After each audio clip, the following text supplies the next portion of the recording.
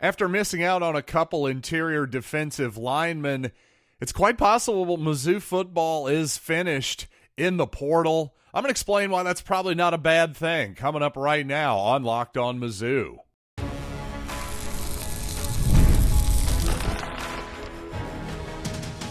You are Locked On Mizzou, your daily podcast on the Missouri Tigers. Part of the Locked On Podcast Network, your team every day.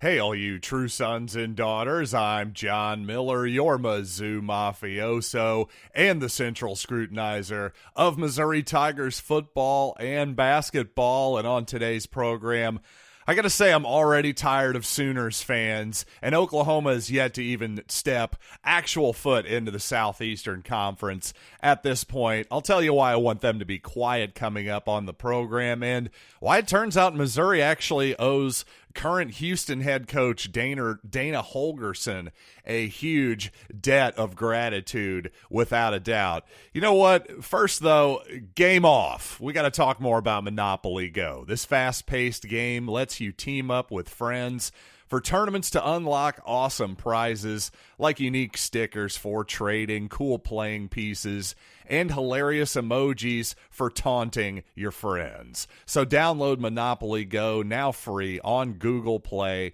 or the App Store.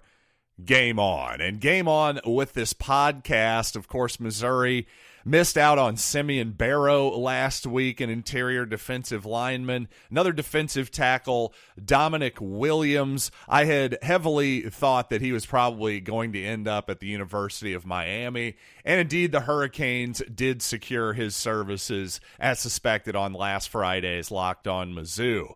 But while this just doesn't strike me as an enormously huge deal, I think those guys certainly would have competed really, really strongly, obviously, for first string, second string. Certainly they'd have been a part of the rotation at defensive line, to be sure. But with Christian Williams returning, with Chris McClellan in the fold now, the transfer from Florida, I've heard a lot of good things through the grapevine about McClellan. I think Missouri's looking pretty strong at that position. As Gabe DeArmond kind of said this morning, I'll certainly agree with Gabe here. It seemed like those potential additions were more of a luxury than a necessity, I would say. Gabe also pointing out that Khalil Jacobs, a linebacker, expected to visit Missouri this week. But other than that, it's quite possible the Tigers could be finished in terms of the transfer portal. And really, there is no need for the Tigers to be desperate.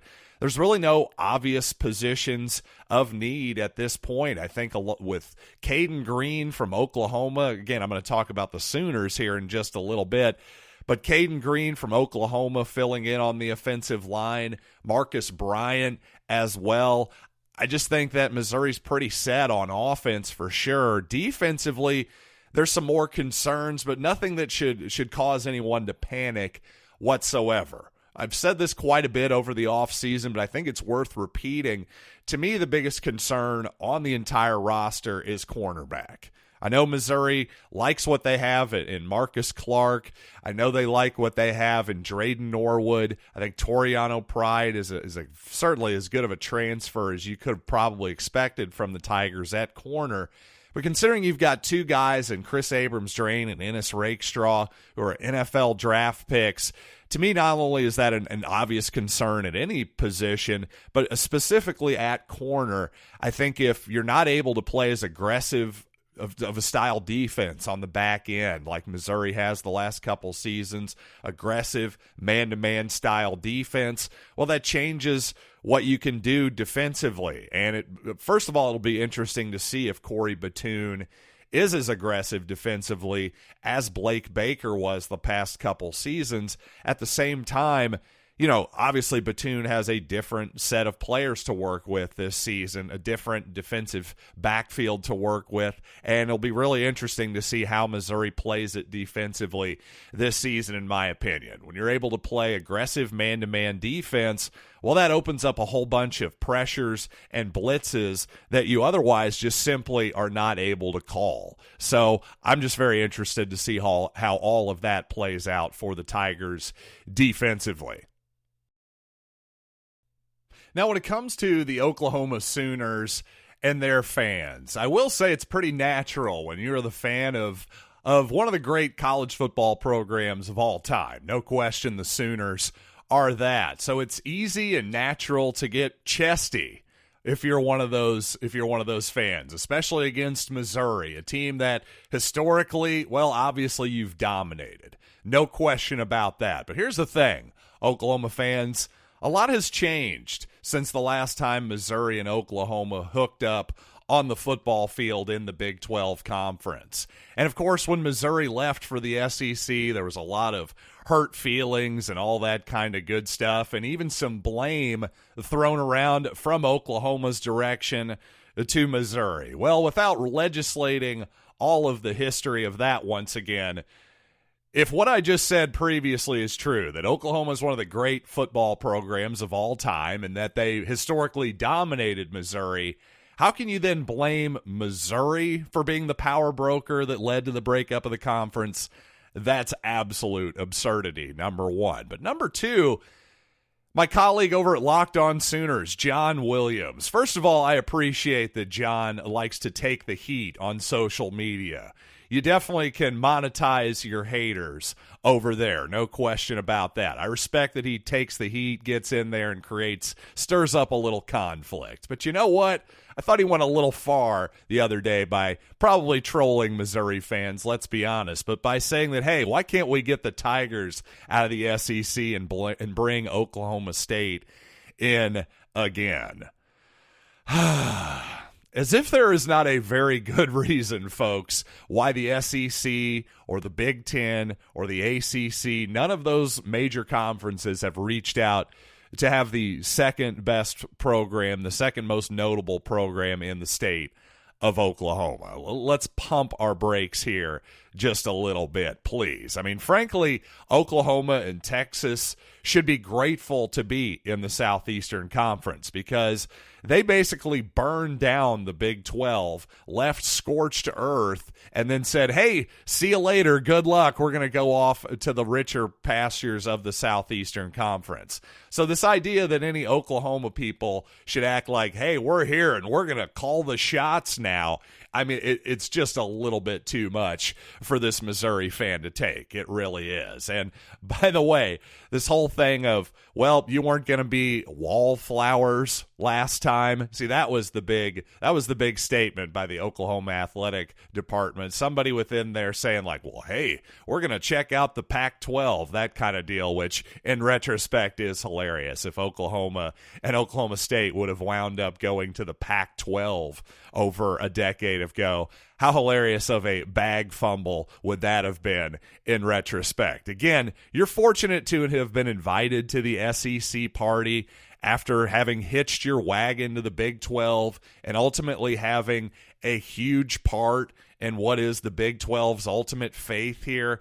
Honestly, just zip it. I'll say this, if you want to increase the hate and the heat within the Oklahoma and Missouri rivalry, this is doing it. But quite honestly, the way this is right now, the SEC going from 14 to 16, I'm just not really that interested in Oklahoma and Texas being in this league. I think it would be more entertaining if we were still in the SEC East, we were still in the 14 teams, and most importantly, in 2024, I'd much rather be playing Georgia in Columbia this season, a team that we have far more recent history with, especially in 2023, what was a really good football game down in Athens. I'd just love to see what Missouri could do against the Dogs this season, but unless we meet them in the SEC title game or I suppose possibly the college football playoff, unfortunately that's not going to happen. And speaking of bag fumbles, my goodness, over at Rock M Nation, Dan Keegan wrote something about Houston coach Dana Holgorsen with one of the great self-inflicted wounds of all time. But it sure seems like Missouri was a gigantic beneficiary of that self-inflicted wound to me. So you know what? I want to talk about that coming up on the program. We're going to talk some hoops on Locked On Mizzou as well, of course.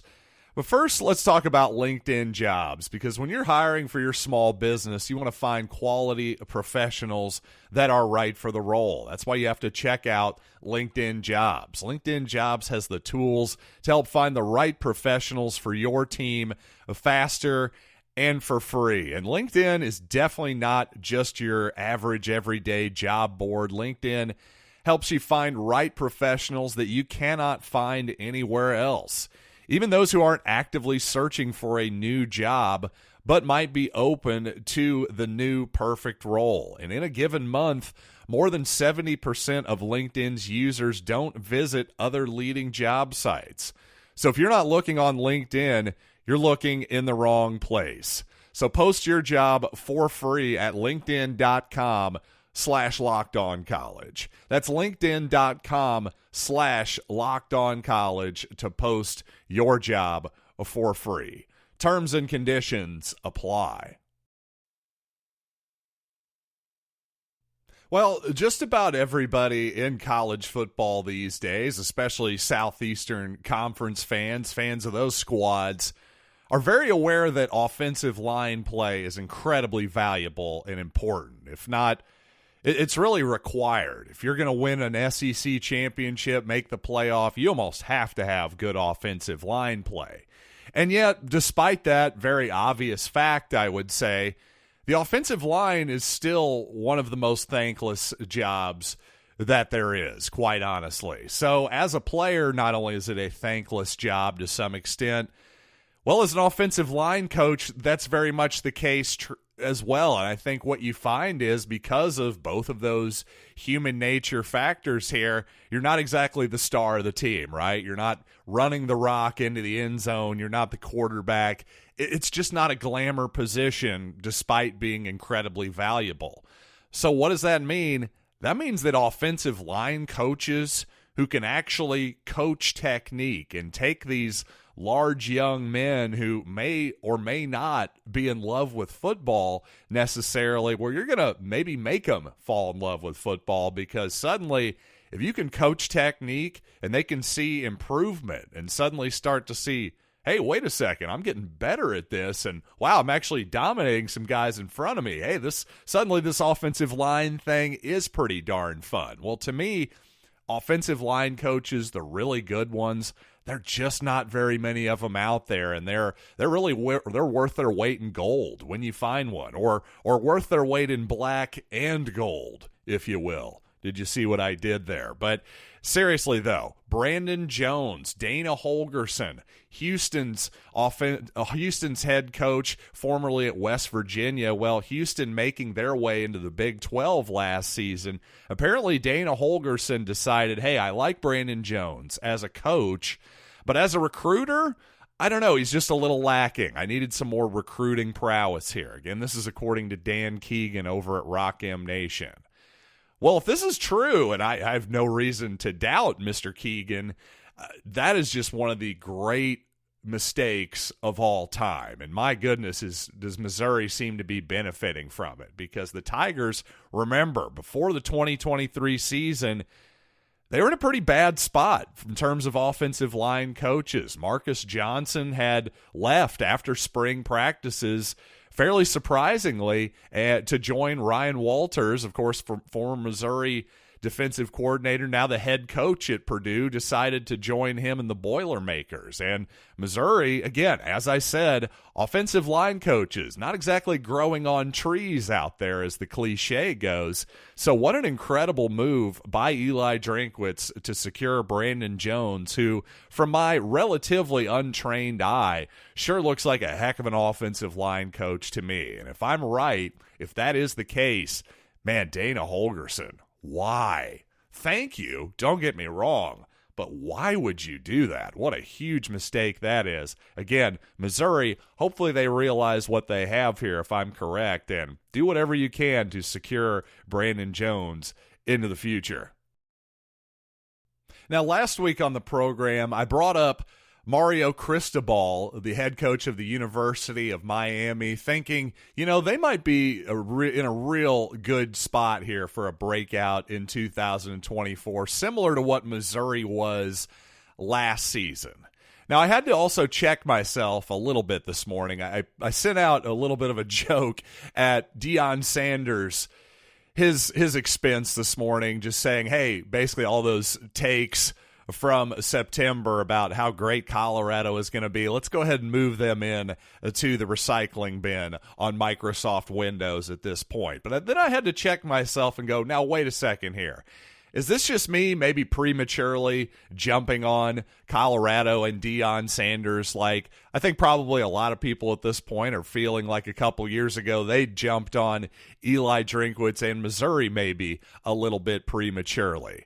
But to me, here's the difference, and this is something I think to look at in the future when you're evaluating head coaches, because no doubt, especially in 2021, Drinkwitz's second season, there were some really bad losses, some embarrassing losses. Tennessee, Texas A&M just basically ran us off the field that season. Obviously, losing to BC was not the greatest thing in the world, but despite some bad losses, some tough losses, some embarrassing losses at times early in the Drinkwitz tenure, it was never a total crap show, let's just say, just in terms of, I don't know, guys yelling at each other and guys quitting seemingly, and there just being no real cohesiveness or what's the plan here, that type of thing. And to me, that's kind of where we've got with Deion Sanders and his program right now, because I'm not sure that program knows exactly what it wants to be. It's one thing to act like, oh, we're old school and we're all in it together, and then to just shove a bunch of people out the door in the transfer portal at the same time.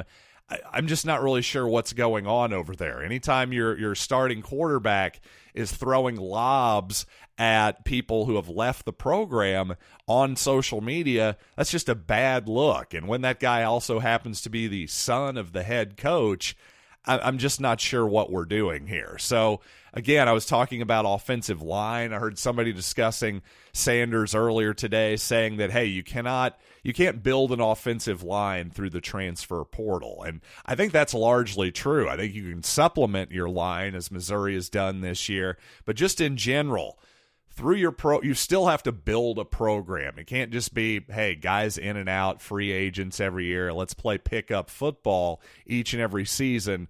I just don't think that works. Again, you have to supplement through the portal and have some type of cohesiveness, some type of real locker room. It can't just be everyone all for themselves at all times. So maybe it'll all ultimately work for Coach Prime, but to me, he's still got a lot to learn about what it takes to really be in charge.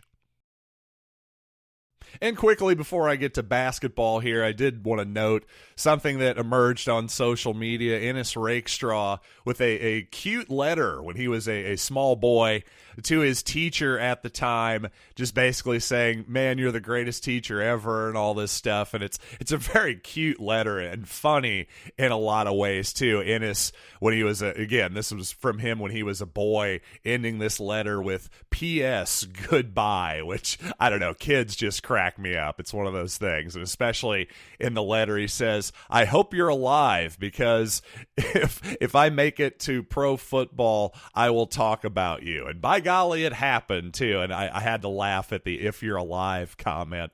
I'm laughing because Mr. Gammon, the teacher here, they got reunited and Mr. Gammon still had the letter and all this stuff. So just a cool social media thing. But I'm laughing because Mr. Gammon looked like he was basically the same age as me. So again, kids saying if you're alive, that cracked me up there, young Mr. Ennis Rakestraw. But obviously, Mr. 4.0, as Ennis Rakestraw likes to call himself, come a long way, and that 4.0 moniker there, obviously, that's not because he's bad at school, that's for sure. So I'm sure old Mr. Gammon has a lot to be proud of there. Just thought that was a cool moment that was put out there by Ennis on his social media. You should all definitely check it out on X or wherever you get the chance to, for sure. But you know what? I've been teasing it long enough. We got to talk some Missouri basketball here, including the transfer portal, of course. Missouri with 4 guys into the portal. How does that compare to the rest of the conference? Well, probably a little bit differently than you might expect. So let's talk about hoops coming up here in just a little bit. But first, you know what? Game off. We got to pause here to talk more about Monopoly Go, and I know what you're saying. Flag on the play. You already talked about that all of last week, but there's just so much good stuff. I can't help myself. In Monopoly Go, you can team up with friends for timed tournaments where you get to work together to build up each other's boards. The more you win together, the more awesome prizes you unlock. You get unique stickers you can trade with your friends to complete albums for big prizes, cool new playing pieces, hilarious emojis for taunting your friends, and plus Monopoly Go feels new and exciting every day with constantly changing tournaments and challenges. A ton include their own unique mini games like digging for treasure or a robot pachinko machine. And there's always new timed events that help you win big, like massive multipliers for everything you win or rent frenzies. There's always something fun to discover in Monopoly Go, so get off the bench and go download it now free on Google Play or the App Store.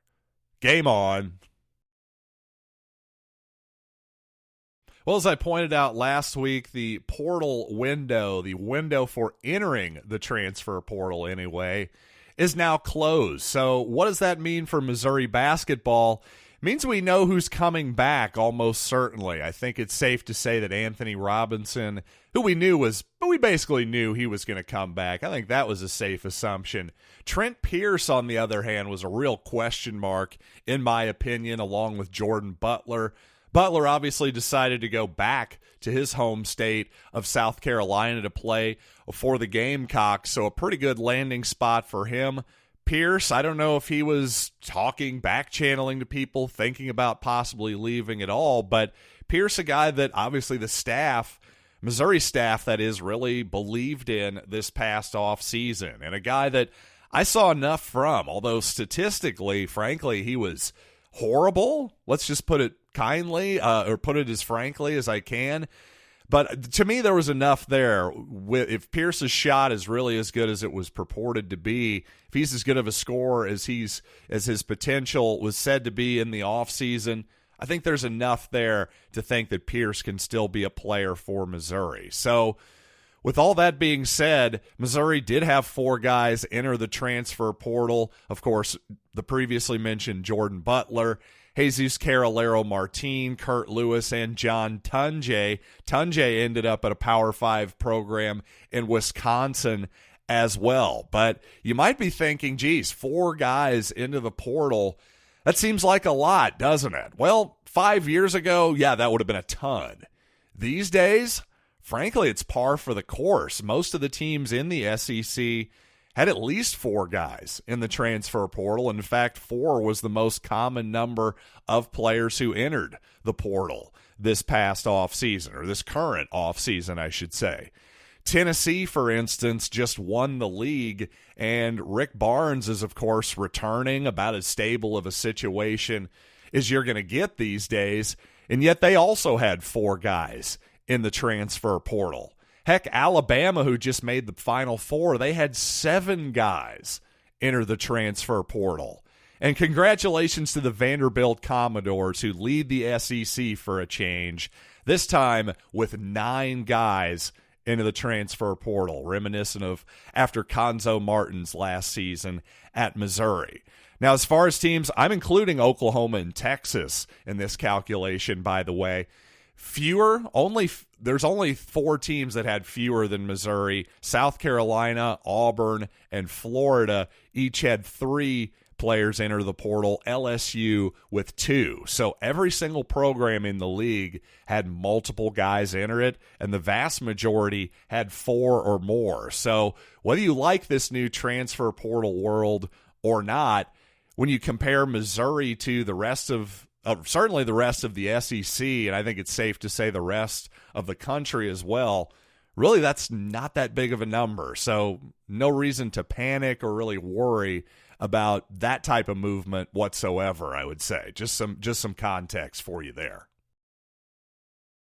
And you know what? Finally, since we talked a little Oklahoma Sooners football at the beginning, since Oklahoma came up, there's a couple Missouri guys that entered the portal. Some guys with Missouri ties, let's put it that way. Former Missouri Tiger Yaya Keita has entered the transfer portal once again after not getting a lot of action with the Sooners this past season. Also, Luke Northweather, who played at Blair Oaks High School in Wardsville, Missouri, the Jefferson City area. Well, he ended up signing with Oklahoma, perhaps as a preferred walk-on. I can't really remember what Northweather's situation was. I just know he was a notable local player that a lot of basketball fans in this area were interested in. I know Missouri got in pretty late in Northweather's recruiting, showing some interest in the young man. Obviously, he ended up going to Oklahoma instead.